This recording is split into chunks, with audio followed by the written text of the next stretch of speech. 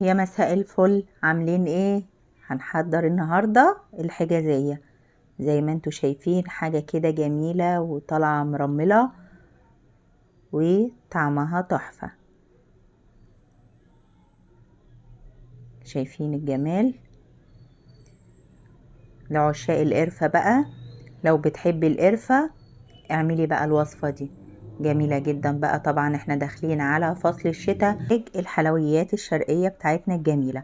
اللهم صل وسلم على سيدنا محمد. معايا 3 كوبايات من الدقيق السمولينا، وكوبايتين من الدقيق، وكوباية الا ربع من السمنة البلدي، و4 معالق من السكر. وهنا السمنة البلدي هزود الكوباية بربع زيت، يعني كوباية الا ربع من السمنة عليها ربع الزيت، يعني بكمل بقية الكوباية بربع زيت. تمام. وباكو خميرة فورية وذرة ملح وربع معلقة من البيكنج باودر. اول حاجة هعملها هاخد معلقة من السكر وحوالي كده نص كوباية من المية، وحطيت بقى الخميرة هقلب فيها الخميرة يعني، ونسيبها بقى تخمر. لما بتعمل معاكي كده فقاقيع كده او رغاوي، يبقى كده الخميرة بتاعتي من اولها تعرفي ان الخميرة بتاعتك كويسة. تمام. هنحضر بقى الحجازية بتاعتنا. هضيف في صينية كده او بولة، هحط بقى المكونات الجافة، الكوبايتين الدقيق و3 كوبايات من الدقيق السمولينا او دقيق البسبوسة السايب، مش الدقيق الاكياس. تمام. دي بسبوسة، وذرة الملح،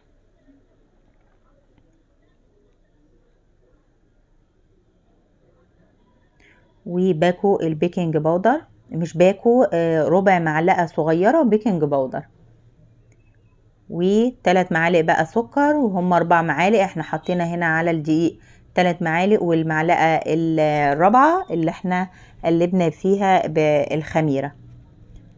هقلب بقى المكونات الجافة بتاعتي كده كلها مع بعض، وبعدين هجيب هنا الاول هغطي بقى الخميرة، وهجيب كوباية السمنة على الزيت. ممكن تستخدمي نص كوباية سمنة على نص كوباية زيت، وممكن تستخدمي كوباية سمنة اللهم صل على سيدنا محمد، كوباية الا ربع من السمنة على ربع كوباية من الزيت زي ما انا ما عملت.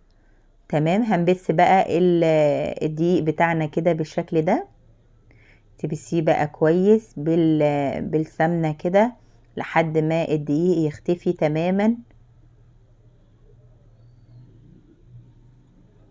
ريحتها بقى في الوقت ده بتشم ريحة جميلة جدا.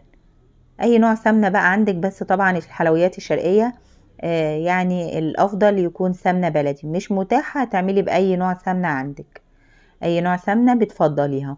تمام. هنا الخميرة بتاعتي اختمرت اهي بالشكل ده.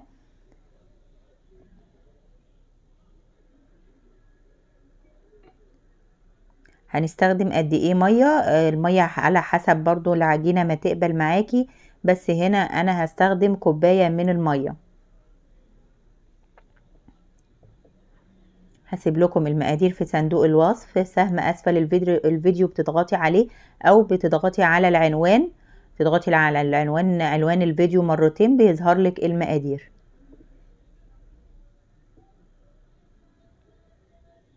هنا مش بنعجن، احنا بنلم العجينة. طالما في بسبوسة في الوصفة، او بتعملي بسبوسة ما تتعجنش، تتلم بس بايديكي. شايفة؟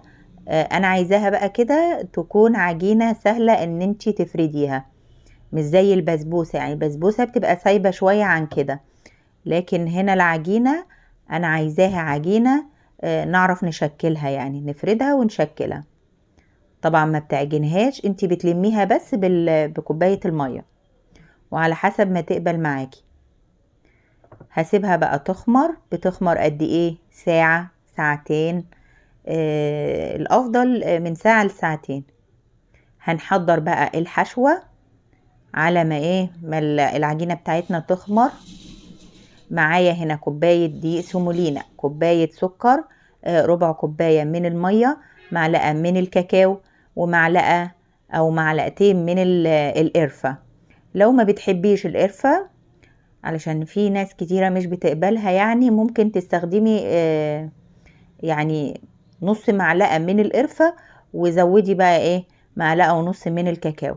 هي الوصفة الأساسية بتكون بالقرفة بس، ما بيبقاش فيها كاكاو. بس لو هتدخلي بقى الكاكاو علشان الحشوة بتاعتك كده تبقى لونها غامق وشكلها باين. هنزل بربع كوباية المية، وهقلب بقى كده الحشوة بتاعتي. عايزاها بقى ايه زي الرمل المبلول كده. طبعا هنا الوصفة اتطلبت مني عشان كده عملتها. حد كده بقى من متابعيني الجمال طلبوا الوصفة، وصفة الحجازية، وطبعا طلبكم أوامر. هعمل بقى ايه السيرب.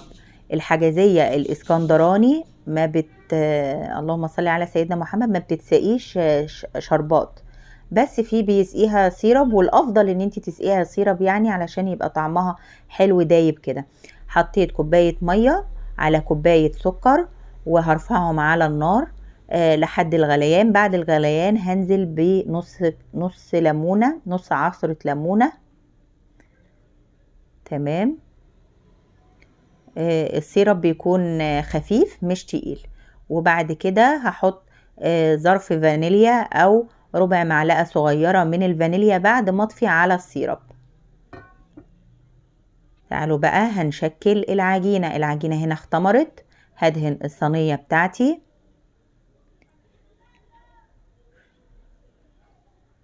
هدهنها بالسمنة.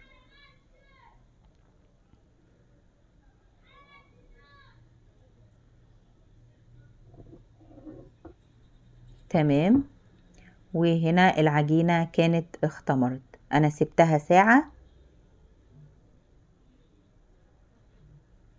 هقسم العجينة نصين. طبعا هنا العجينة عجينة البسبوسة طبعا او الحجازية، مش زي العجين العادي اللي هو بالدقيق الابيض، بيخمر على طول والحجم بتاعه بيتضاعف. هنا بتزيد بس مش هتزيد قوي، لان هي ايه بسبوسة، فبتكون تقيلة في الارتفاع. تمام. هفرد بقى كده الحشوة او الطبقة الاولانية كده بالشكل ده، واحاول ان انا اعمل لها حروف علشان الحشوة طبعا فيها سكر وما تطلعش بره. شايفين؟ بطلع كده بقى الحشوة كده، يعني بنعمل زي طرت كده، زي الطرت كده، علشان الحشوة ما تخرجش بره الصينية وتتحرق. واساوي بقى كده الحشو بتاعي بالشكل ده. تمام. وهنيجي بقى نفرد الطبقة التانية. عندك بقى ورق زبدة او اكياس تلاجة كده افرديها وافردي عليها.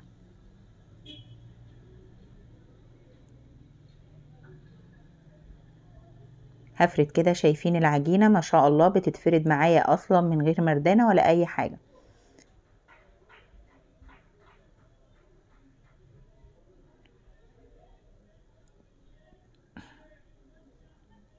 هجيب بقى كيس تلاجة كده، وهجيب المردنة وهفرد بيها العجينة.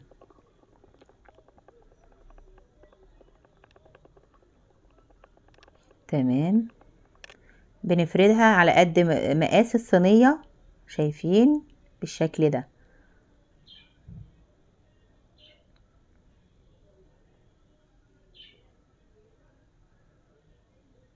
هشيل بقى الكيس، وهجيب العجينة بتاعتي.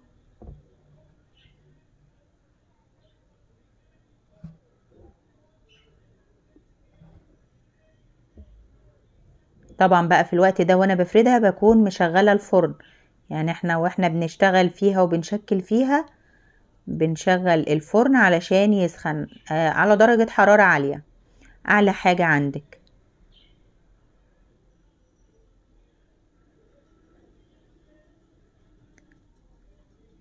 تمام. بنظبط بقى الحروف بتاعتها كده وتخرجي طبعا هنا علشان العجينة فردينها بقى وحاطين طبقة تانية فبيبقى فيها هوا، حاولي تخرجي الهوا منها. تمام. واي زيادات بتقطعيها بقى وتفرديها. لو في اماكن ما فيهاش عجين بتحطيها في الاماكن اللي فيها العجين.